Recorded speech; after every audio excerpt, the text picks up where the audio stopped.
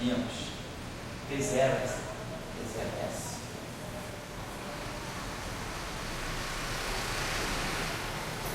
os 4 alfa menos 3 T0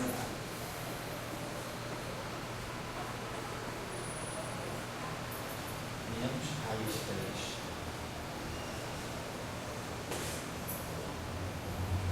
T0SW T0S.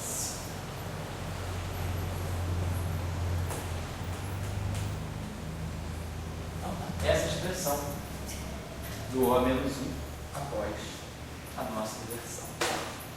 Claro que a gente tem que juntar agora, né?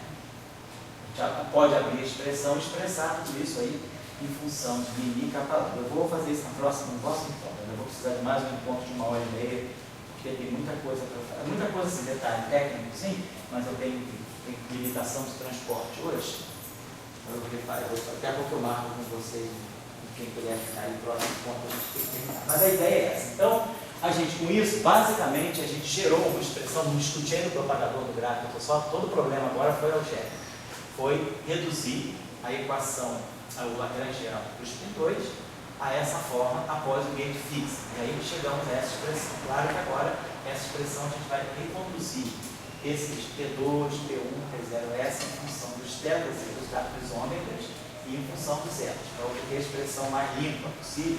Mas a gente observa uma coisa aqui, os setores de espinho. No setor de espinho do polo é K2 igual a zero. Então indica que a gente tem a presença de um quanto dessa radiação de massa nula, realmente. Aí a gente observa que no setor de espinho 2 e aqui no setor de espinho 1, dependência do gauge fixo, mas no setor do 0W também a dependência do gauge fixo. Então tem o espinho 1 é um modo de gauge e o espinho 0 é um modo de gauge. Esses setores aqui, eles ficam limpos e eles estão descrevendo basicamente a polarização zero desse espinho. Mas o que a dependência forte do gauge fixo está no 1 e aqui no 0 está no 1. Vamos comentar melhor a estrutura desse propagador no próximo encontro. Só queria fazer hoje esse cálculo mais chato e caminhar as passagens, né, as etapas intermediárias do cálculo para vocês saberem o que tem que ser feito. Agora a gente vai poder discutir mais os aspectos físicos desse propagador e eu vou colocar na próxima aula também a constante cosmológica para mostrar por que a constante cosmológica gera um polo naquele propagador. Aí a gente vai ter um polo não trivial ligado a uma massa. Vai aparecer então um propagador, um polo massivo, quando nós introduzirmos o termo de constante cosmológica, que é raiz de μg lambda na ação. Esse termo aqui, constante cosmológica, ele tem dimensão, né, de massa ao quadrado, que o termo de constante cosmológica menos 1 sobre 2K2, raiz de μg lambda. Então, esse termo aqui tem dimensão de massa ao quadrado, esse termo aqui tem dimensão de massa ao quadrado, então esse aqui tem dimensão de massa quarta. Então, esse lambda tem dimensão de massa ao quadrado. Então, aparece uma dimensão de massa que vai shiftar esse propagador.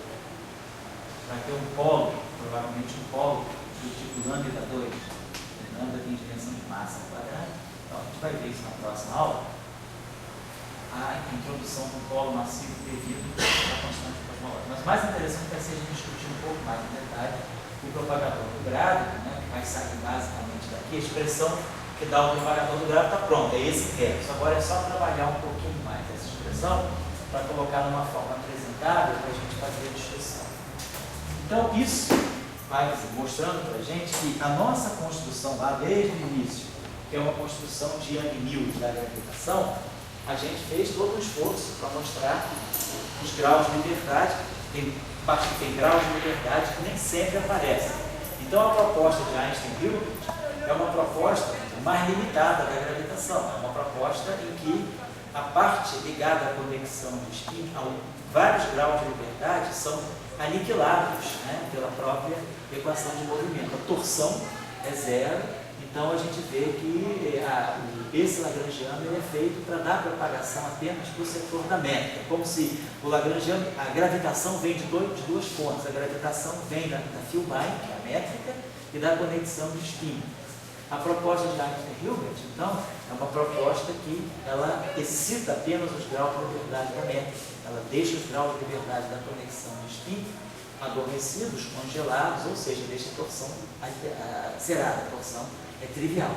Então, ele não levanta grau de liberdade da torção. Nós vamos ver depois, né, na próxima aula, vai acontecer só uma tintura muito rápida, não vai dar tempo, mas como é que a torção, né, que a gente pode introduzir os graus de liberdade da torção, mas isso está na tese do Carlos Ernast, que eu deixo como referência depois para vocês, quem quiser aprender um pouco mais sobre a propagação da torção na tese dele. Eu queria na próxima aula, então, só elaborar um pouco mais uma discussão final sobre o propagador do gráfico, agora que a gente tem a expressão completa da função de Green. E aí a gente pode agora só direcionar para o propagador. Olha, Foi falar. Só uma questão. Fala. Quando você introduz condição de cosmológica, é correto você expandir em torno da métrica do micrófono? Pois é, quando você introduz a constante constante, é a solução. pois é, quando você expande em torno, né, quando você coloca a constante cosmológica, você na verdade está expandindo em torno de si. A constante cosmológica, se ela for positiva, o espaço-tempo de base é micrótico. Se ela for negativa, o espaço-tempo de base é antidecíclico. Então, você deveria expandir em torno de um decíter ou de antidecíter. Só que o que a gente pode imaginar é que assintótico, você podia, quer dizer, na verdade, então eu teria que fazer, eu não deveria expandir em torno da métrica de micrótico, eu deveria expandir em torno de uma métrica de decíter ou de antidecíter. Mas o que a gente imagina é que a gente vai querer pegar, vai levar em conta os graus de, vamos dizer, a gente vai querer pegar o que é a versão linearizada numa região assintótica. Então, no fundo, na verdade, o que a gente está fazendo, como a gente sabe que a constante cosmológica é muito pequena, você basicamente sabe que os efeitos dela são muito pequenos, então você basicamente já está, o regime de constante cosmológica muito pequeno, tendendo a zero, é o espaço de micrótico.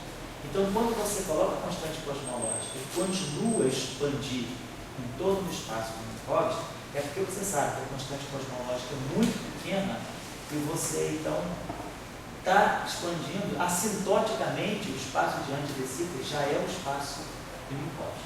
Mas se a constante cosmológica fosse maior, você certamente não teria como expandir em torno da métrica de micrótico. Então, o que você está imaginando é que os efeitos de você expandir em torno de antidecíter vão ser irrelevantes em face da constante cosmológica ser muito pequena. É por isso. Senão estaria errado. Conceitualmente está errado. Como aproximação, não, mas conceitualmente não está certo. Certo?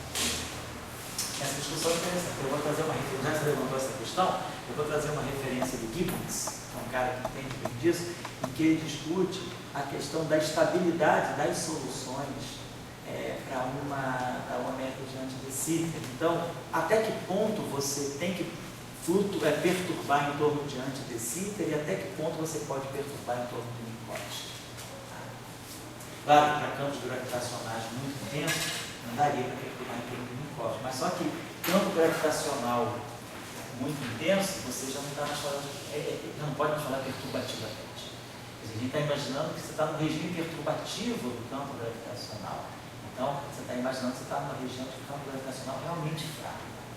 Aí você justifica toda essa discussão da constante cosmológica, está lá, quer dizer, no fundo, o efeito da constante cosmológica é dar um gráviton massivo, mas você basicamente não perturba em relação à métrica de micrótico. Você fica em torno da métrica de micrótico. Então, já vi que a massa, aparece um gráfico uma massa muito alta, a massa do gráfico é praticamente na faixa da constante de Planck. Então, a massa seria na faixa de 10 a 19 GeV. Então, essa massa não é excitada. Então, já que essa massa não é excitada, está sempre muito abaixo dessa escala de massa, então, aqui a constante cosmológica é muito pequena, então se justifica que basicamente você está expandindo em torno de um ponto. Certo? Mas a discussão, a tua pergunta é fora, está longe de ser explicada.